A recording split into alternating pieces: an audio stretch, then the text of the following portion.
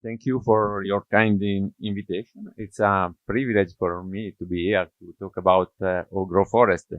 I consider myself as a pioneer in Europe on the old growth research because I had the opportunity in the 90s of the last century to spend a lot of time in Pacific Northwest, in Windy River, Canopy Crane, in the Andrew Experimental Forest, in the Park Forest of the University of Washington.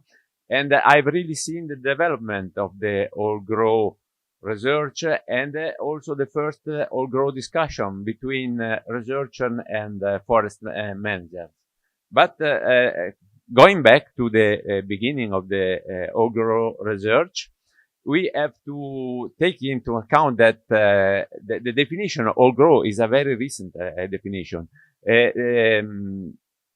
Jerry Franklin, that was maybe the most influential person in this kind of research in North America, said that if you were asked a scientist in 1970, tell me something about old growth forest, they wouldn't have been able to tell you anything because they didn't know absolutely this term, the meaning of this term, the importance of the old growth forest in the conservation, in biodiversity, in the forest management, and so on. So, taking into account that it is only 40, 50 years that we have developed this concept, and as you know, the forest management is a very long-term activity. So we are at the really beginning of this research and the application of the result of the research.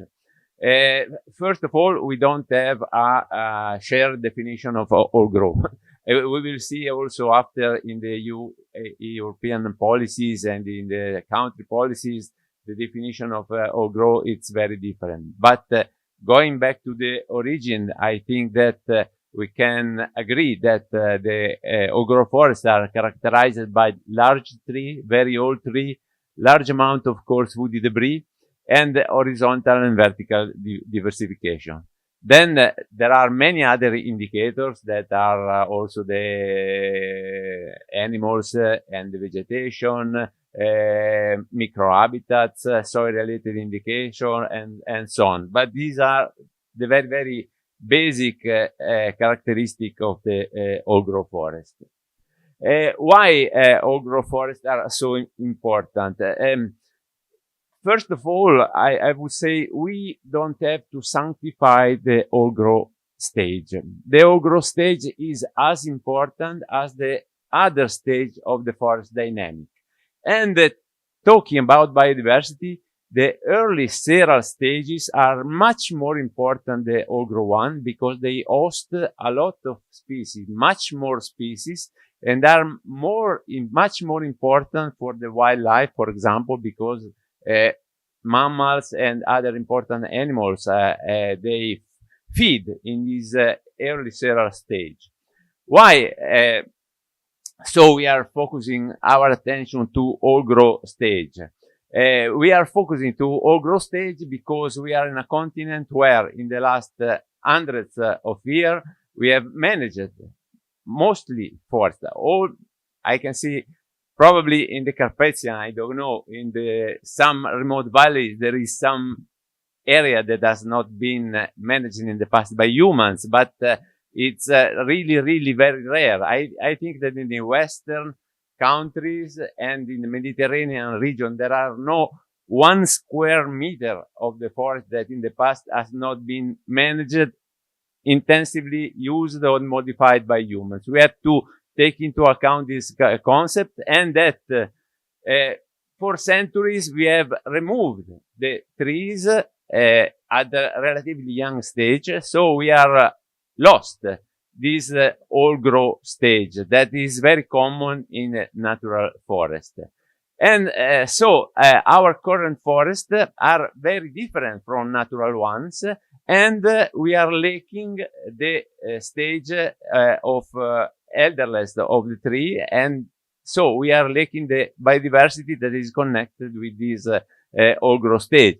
What kind of biodiversity we have in this stage? We have, of course, lichens, we have fungi, mushrooms, but we have also many insects and many birds, the spotted owl in North America, saproxylic species in Europe, and this is the very importance related to the biodiversity of the old-growth forest. So, a few species that are peculiar of this stage, and most of these species are lacking in our former managed forest because we have removed the old trees. So this is why we have to strictly protect the old growth remains in Europe, particularly.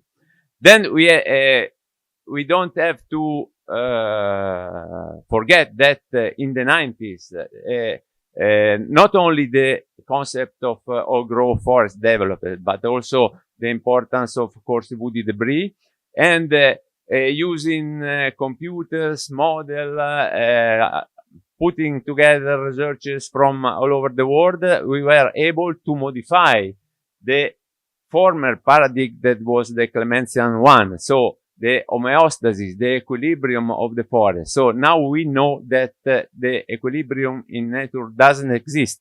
We have nature, a disturbance-based dynamics, and so all the forest, sooner or later, will be interested by a stand removal disturbance, and so we have to take into account in our management these dynamics. I always remember that at the beginning of the 90s, it was a North American ecologist conference. There was a very, very interesting speech that has been also reported by the New York Times, when they said, as a consequence of this new paradigm, we have to rewrite the textbook, and we have to reconsider the strategy of conservation and resource management. And this has been done partially in North America, but in Europe we are at the very beginning of this process. Because if you look at the syllabus of the forest ecology courses, even at the university, most of the courses are still based in the former paradigm of the Clementian approach, and that is a very culturally important issue. In any case, talking about old-growth forest, we have to take into account that 70% of the old-growth forests in the planet are located in 3 countries, Russia, Canada, and Brazil. In Europe, we say, Marco mentioned and also Martin mentioned that there are maybe 2-3% of the forest cover that can be considered old growth, taking into account the question of definition. That could be probably 1 million hectare or 2 million hectare compared to the 158 million hectare of forest in the European Union. But you can see that also in Europe, according to the current knowledge, most of the old-growth forests are concentrated in 4 countries: Sweden, Bulgaria, Finland, and Romania.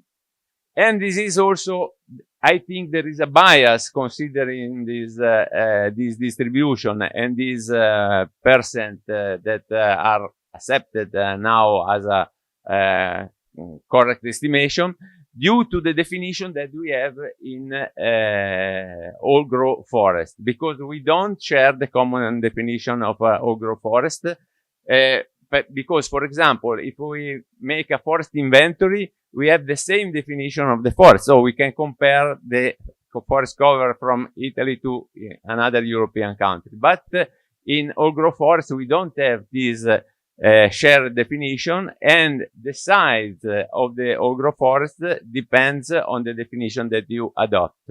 For example, if you look at the paper of Sabatini that Martin has mentioned, and we both are co-author of the paper, you can see that according to the paper, there are 3 million hectares of old-growth forest in Europe, but 2,800,000 hectares are concentrated in Finland. I don't know if you have been in Finland. I've been in Finland many times, and I can assure that in Finland there are no more old-growth forests than in Italy.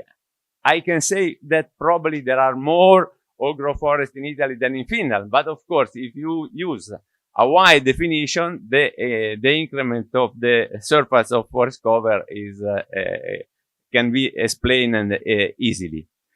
In any case, there is also a lot of confusion regarding the definition, and I'm glad that also Martin has mentioned the confusion that always we see and we read about the primary forest and old-growth forest.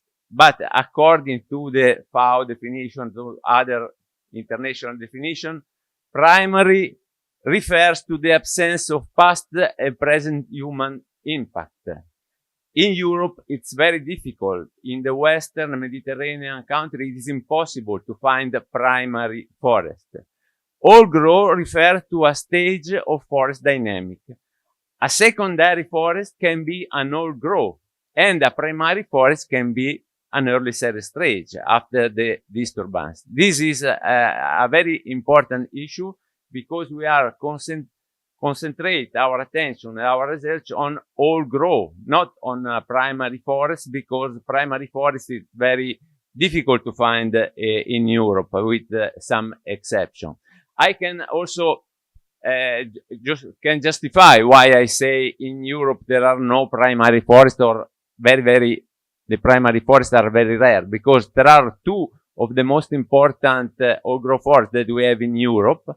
One is the Rothschild Wilderness that is in Austria, and this is probably at the moment the best old-growth forest that we have in the Alps. Has been protected in the 1900 as a hunting reserve, as most of the current old-growth that you can find in Europe, in the Alps, in the Apennines, and the Western countries. But this forest has been owned by the Carthusian monks in the Middle Age, has been used to produce carbon for centuries, and it has been protected only 200 years ago. In 200 years, it has developed old-growth characteristics, but it is not a primary forest. It has secondary old-growth.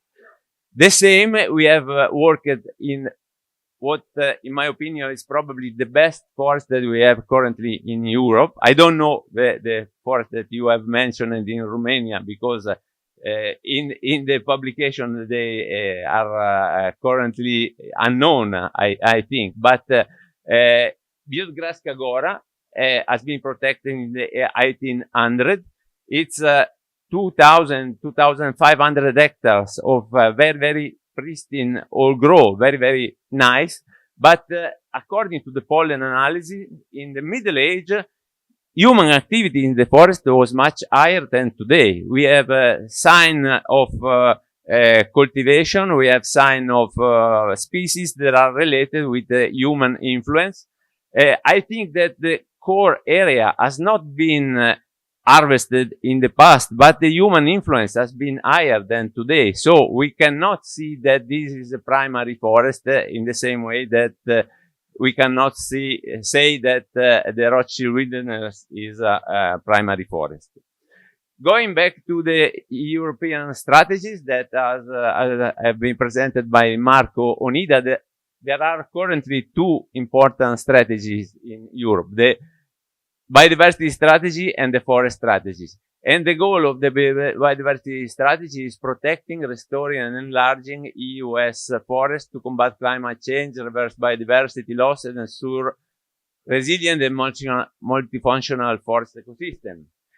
In both strategy, one action is there is a commitment to strictly protect all the remaining EU primary and old-growth forests. There is a strict timeline to respect, and there are guidelines to be published that have been published a couple of years, 1 year ago. According to the old-growth forest guidelines of the European Union, we have to identify the old-growth forest, to map the old-growth forest, and to monitor and strictly protect all the European primary and old-growth forest.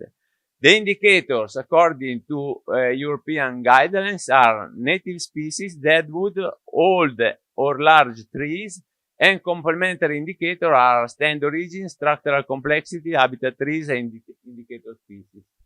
Just to give you an example, I show you the indicators that have been approved in Italy.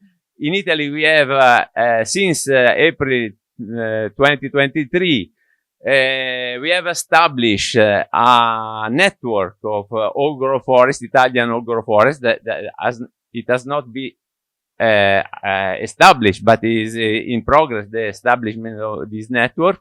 And the indicators are the presence of native wild species consistent with the biogeographical context, a biodiversity characteristic due to the absence of disturbances for at least 60 years, at the presence of serial stage linked to the regeneration and spontaneous senescence of the tree. So you can see that there is a very small overlap between the two definitions. So it is difficult to have a common picture of the general situation of Europe, starting with this flexible definition that every country decide to apply to the old growth forest. Coming back to our project, we have started last year a project that is called the Wildcard. Wildcard is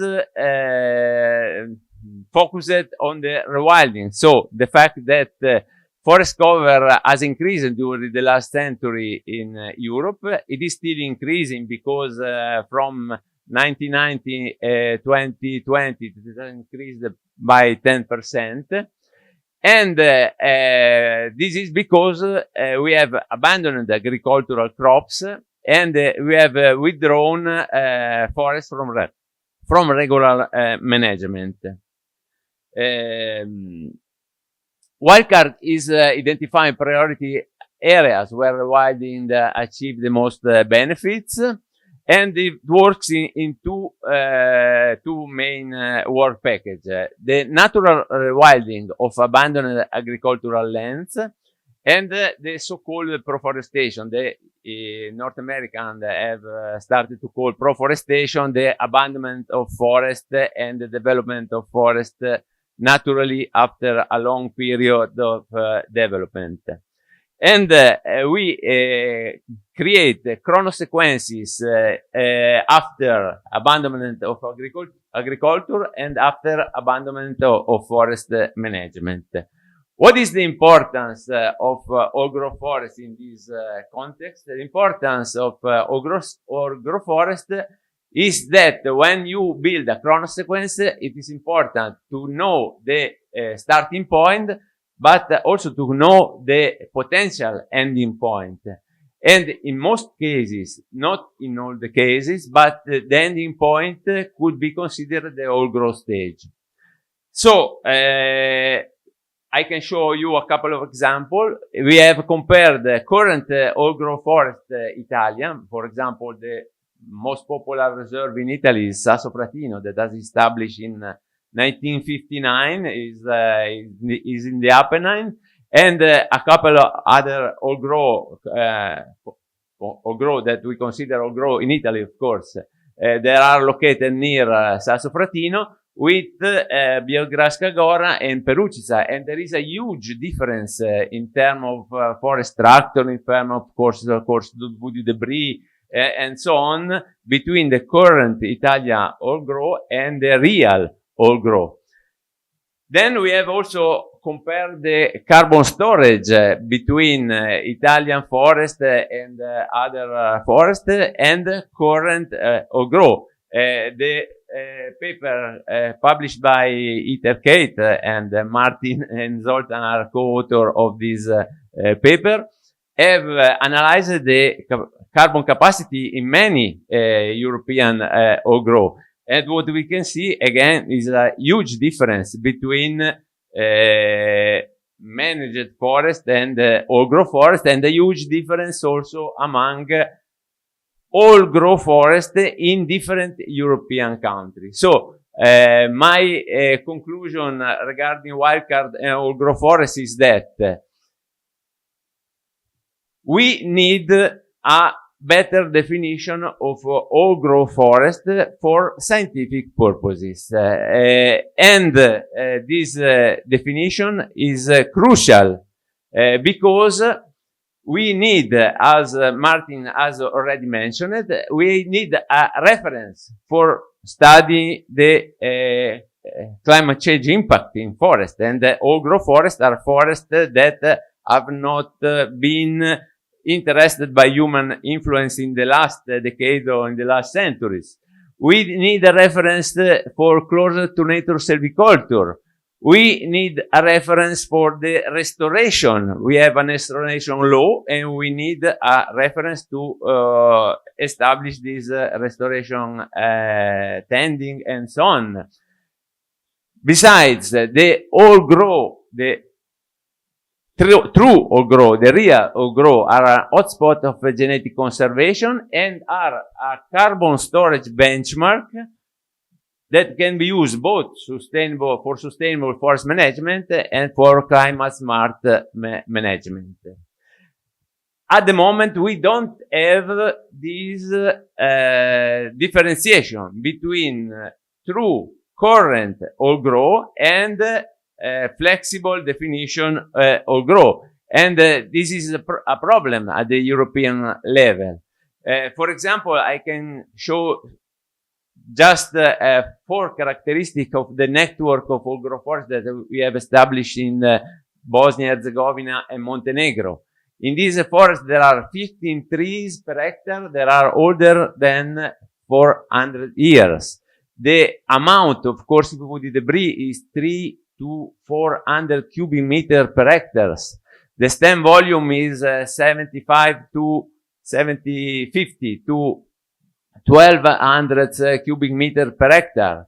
There are 13, almost 40 trees that have a diameter larger than 80 centimeter per hectare. These are characteristics that in the Western countries, there are no forests that have these characteristics belonging to the same category, that is the mountain temperate forest with beech, silver fir, and Norway spruce. So, very, very short conclusion are that, of course, in Europe, there are very few old growth, probably less than 1%, if we apply a definition more strict, not very strict, but more strict than the current one. And even very few in the temperate forest, because the temperate forests have been intensively used by humans in the past. Most of the research and the governance guidelines currently focus on protecting the residual old growth forest biodiversity. In this perspective, could be important, could be also shareable to have a wide definition of old growth forest. Otherwise, we will not be able to have a critical mass of forest to protect. Also to have a network, as Martin has explained, to connect the small remain of the current old growth. So this definition for the biodiversity, I think it's important and it is acceptable. But if we look at the scientific approach, in the scientific approach, we have to take apart the current old growth from the future of late sterile with some old growth characteristic forests that are the most important part of these 2-3% of the forest. It's like we have a basket and we put in this basket the diamonds that we have and the jewelry that is not so valuable on the fake jewels, on the jewels that has a value very, very low.